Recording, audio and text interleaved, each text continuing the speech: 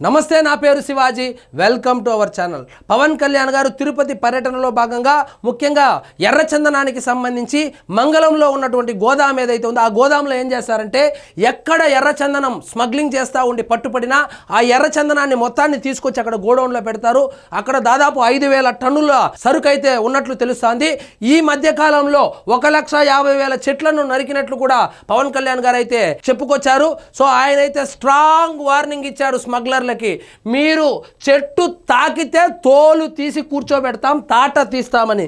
So మేము already 4 king పిన్లను గుర్తించాము. కింగ్ పిన్లు అంటే పుష్పరాజ్, మంగళం సీను, పుష్పరాజ్ ఇలాంటి వాళ్ళను గుర్తించాము. ఆ 4కి చెప్తా ఉన్నాను, ఇక ఆపేయండి.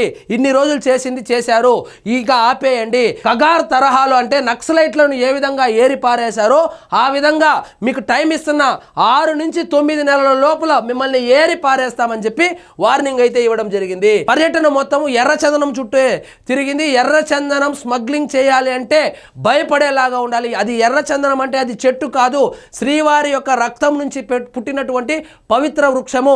ఆ పవిత్ర వృక్షాన్ని కాపాడుకోవాలి. అది హిందువుల మనోభావాలకు ముడిపడినటువంటి చెట్టు. అది ఎక్కడ దొరకదు, ఇక్కడ మాత్రమే ఎందుకు దొరుకుతుందంటే దానికి పురాణాలు ఏం చెప్తోందంటే శ్రీవారికి దెబ్బ తగిలినప్పుడు పడినటువంటి రక్తపు బొట్టు నుంచి వచ్చినటువంటి ఆ వృక్షాన్నే ఎర్రచందనం అని పిలువబడతారని చెప్పి చెప్పుకొచ్చారు. ఇక్కడ చూడండి, ఒక చెట్టు కూడా నరకడానికి వీల్లేదు. శ్రీవారి గాయం నుంచి వచ్చిన చెట్లవి. ఆ పవిత్ర వృక్షాలను నరికితే తీవ్ర పరిణామాలు. ఆపరేషన్ కగార్ తరహాలో స్మగ్లర్ల భరతం పడతాం, వారి ఆస్తులను స్వాధీనం చేసుకునేలా చట్టం తెస్తాం. ఇవన్నీ ఎప్పటి నుంచో ఉంది సార్. ఇది ఏమంటే మెయిన్ మ్యాటర్ ఏంటంటే ఆ కింగ్ పిన్లు కాదు, ముందు మనము బార్డర్ దాటకుండా, సరుకు బార్డర్ దాటకుండా కనుక పట్టుకోగలిగితే ఈ చెట్లు నరకడం అనేది తగ్గిపోతుంది. సో దాని మీద దృష్టి పెడితే బాగుంటుంది. సో ఇది ఒక రాష్ట్రానికి సంబంధించింది కాదు, సరిహద్దు రాష్ట్రాలు కూడా సహకరిస్తే కానీ ఈ స్మగ్లింగ్లు అయితే ఆపలేము. ఇది రాజకీయాలకు ముడిపడినటువంటి స్మగ్లింగ్ ఇది. కాబట్టి అన్ని పార్టీలకు సంబంధించి ముఖ్యంగా వైఎస్ఆర్సీపీ వాళ్ళకి ఇంధనం లాంటిది ఇది. వైఎస్ఆర్సీపీ వాళ్లకు చిత్తూరు జిల్లాలో ఉన్నటువంటి ఎస్సీ రిజర్వ్డ్ నియోజకవర్గాలకు మొత్తం ఫండింగ్ చేసేదే పుష్పరాజులే. అలాంటి పుష్పరాజులని 4 అయితే కనుక్కున్నాము, ఆ 4 పట్టుకుంటామని చెప్తున్నారు. మొత్తానికి పవన్ కళ్యాణ్ గారు అయితే చాలా సీరియస్గా ఉన్నారు. సో ఈ స్మగ్లింగ్ని అరికట్టడానికి మనమే ఎందుకు ఉత్పత్తులు తయారు చేయకూడదు అనేటువంటి ఆలోచన కూడా అక్కడ ఒక పరిశోధన కేంద్రాన్ని పెట్టి అసలు ఎర్రచందనం నుంచి ఏమేమి తయారు చేస్తారు, ఎర్రచందనము ఔషధ గుణాలు కలిగి ఉంటుంది, ఔషధాలు తయారు చేస్తారు, సుగంధ ద్రవ్యాలు తయారు చేస్తారు, అదేవిధంగా మ్యూజిక్ ఇన్స్ట్రుమెంట్స్ తయారు చేస్తారు, ఫర్నిచర్ తయారు చేస్తారు, విగ్రహాలు తయారు చేస్తారు, ఆభరణాలు తయారు చేస్తారు, అలంకరణ కోసం బొమ్మలు తయారు చేస్తారు. ఇవన్నీ తయారు చేస్తారు కదా.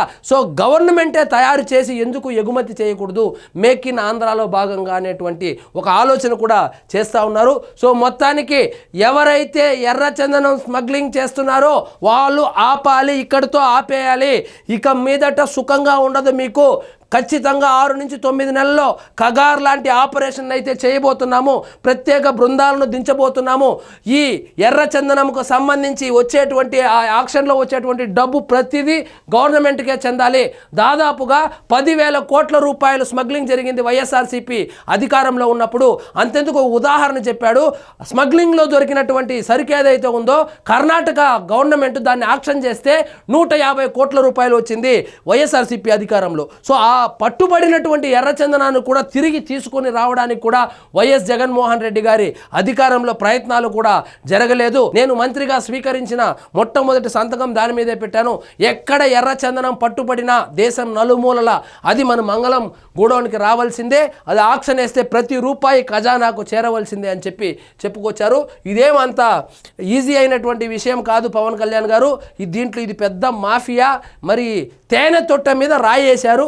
మరి చూద్దాం అది ఎవరిని కొరుకుతుంది, లేదా తేనె తొట్ట పారిపోతుంది, ఆ తేనెటీగలు పారిపోతాయా చూడాలి. మరి ఎర్రచందనం స్మగ్లర్ల మీద అయితే ఉక్కుపాదం మోపాలని పవన్ కళ్యాణ్ గారు అంటున్నారు. మరి చూద్దాం ఏం జరుగుతుందో. సో ఇదండి ఈరోజు మన టాపిక్. మీకు ఈ వీడియో నచ్చినట్లయితే లైక్ చేయండి, షేర్ చేయండి, ఛానల్ మాత్రం సబ్స్క్రైబ్ చేసుకోవడం మర్చిపోవద్దు.